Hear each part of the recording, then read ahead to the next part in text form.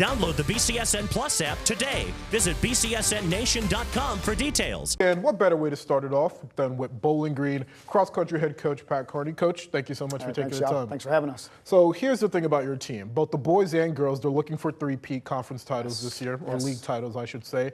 And it's the first time they would do that since 03, 04, 05, when they three-peated the state championship. That's probably correct. Our girls were very dominant in the NLL in the early 2000s under Brian Tucker. I was an assistant during those years. And yeah, we had quite a run there. And then, you know, it took us a little while to rebuild the program a little bit. And yeah, we've got the girls and boys in a place where we're trying for a three-peat. So it's pretty exciting. How would you compare these two eras of Bobcats running? Yeah, our numbers are way up right now. You know, it seemed when those groups came through back in 03, 04, 05, we had this incredible stroke of good luck with the girls that came through, and it was pretty exciting. But this build-up has been ongoing for the last 10 years, I would say, in the boys and the girls side, and we feel we've got the teams kind of right where we want them, and we hope we can keep it going for as long as we can here. So, what would you say was the spark that reinvigorated this program?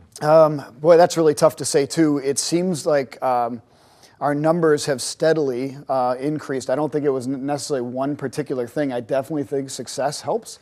And so the more successful our programs have been in the last 10 years, I think our numbers have steadily gone up. And now we're to, I think, 62 kids, 32 boys and 30 girls on the rosters, and that's the largest we've ever had. So we're thrilled, we're ecstatic about that, especially for a school our size. I mean, and I think about the resilience that you guys showed last year. Avery Crawford, she battled an illness last year. And then you had Kale Smith battling an injury, but you had people step up, and that led you guys to the state meet. What does that say about your program? Yeah, we preach over and over again, and I'm sure we're not the only coaches that do this. I'm sure at Perrysburg they preach the same thing. We have to have at least 10 who we can rely on to step into those positions, and we preach to those kids. We don't care whether you're our first runner or our 10th runner. We need people who can interchange with each other and step in case somebody goes down, in case somebody gets hurt or battles an unfortunate circumstance. And you know, Kale and Avery did so much to win those invitationals for us throughout the whole season and battle for success all the way through the league and the district level.